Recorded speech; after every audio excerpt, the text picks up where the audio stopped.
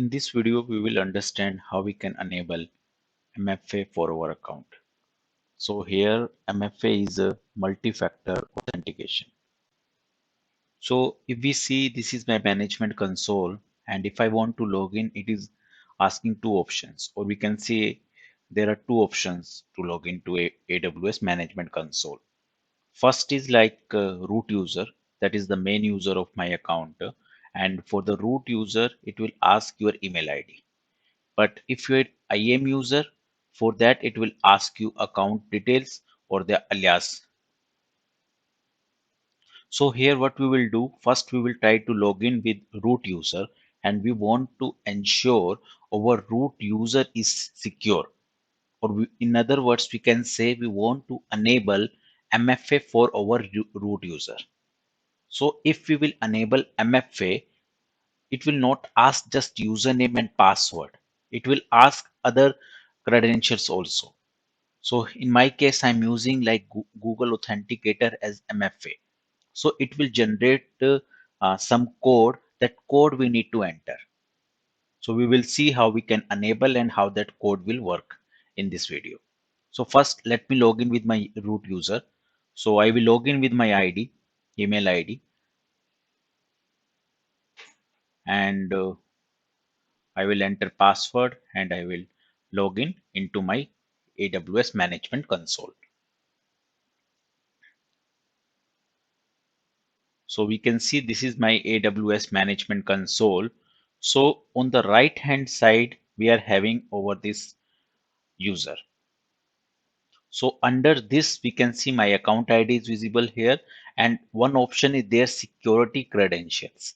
We will click on this.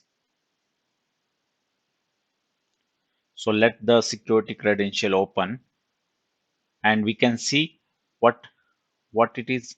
It is IAM management console. Now we are moving or we are switching to basically IAM management console, where all the account related information or user related information, user groups related information, we can see, or we can create the new users or delete the users. We can manage it basically through this IAM management console.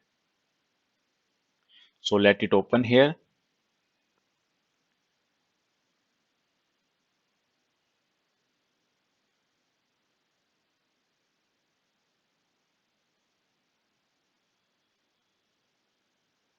This is Identity and Access Management Console. Here we can see one option is there, my security credential for root user, because we have logged in using root user, or we can say we have logged in using our email ID here. So we can see here MFA is not activated for the root user. We want to enable it.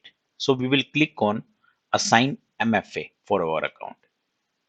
So once we click on that, we can see we need to give the device name and it is asking Authenticator app.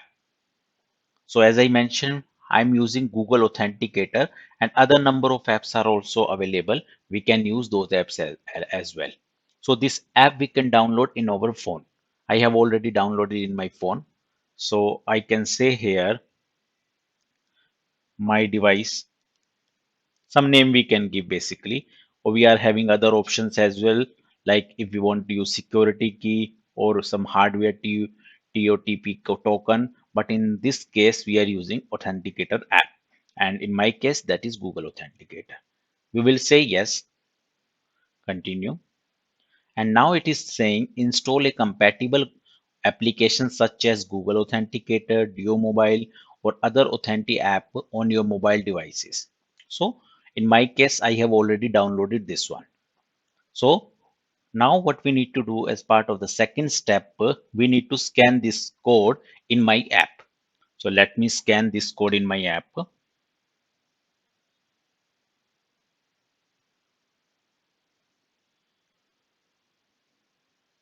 So I have scanned this code. Once you will scan this code, it will generate a 6-digit code. You need to enter that code. So in my case, it is, this code will be keep changing. So this is the first time like it generated the code. Now it will regenerate new code. So I will enter another code from this.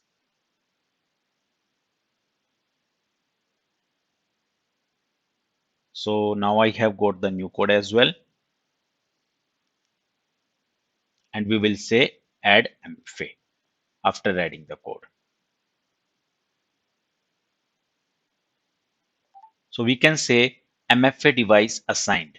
You can register up to 8 MFA devices of any combination of the currently supported MFA types with your root account and the IAM user. So one important thing we need to remember here, this MFA I am attaching with my root user, not other IAM users. For example, uh, in this particular account, or I'm having 5 different IAM users as well. So in that case, this MFA will not work with those 5 users. I need to, in the same way, I need to attach MFA to those 5 users separately.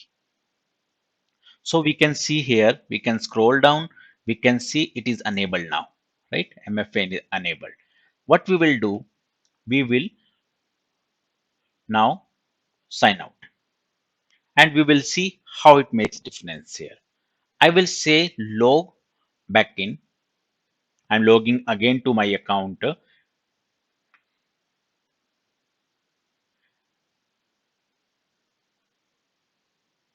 Let me click on this again. Yes, now it is loading. So we can see, yes, we want to log in with root user. We want to enter email ID. Next.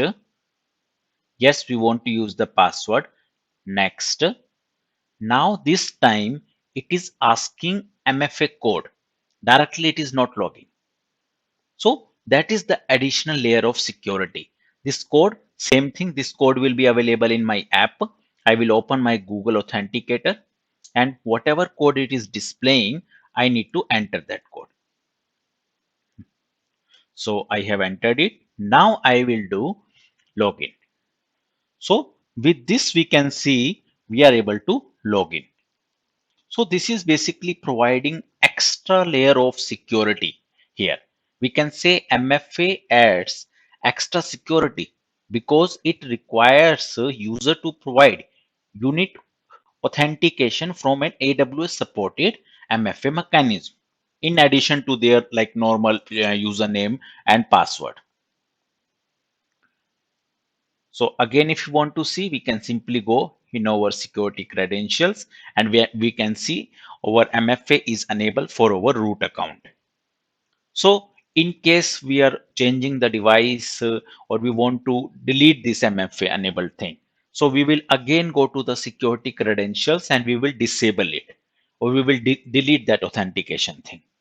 And in case we are having new devices, we will install the app in our new devices and attach in the same way. So I hope this video will be very helpful for you guys to understand how we can enable MFA for our root account or even any other IAM users. Thank you.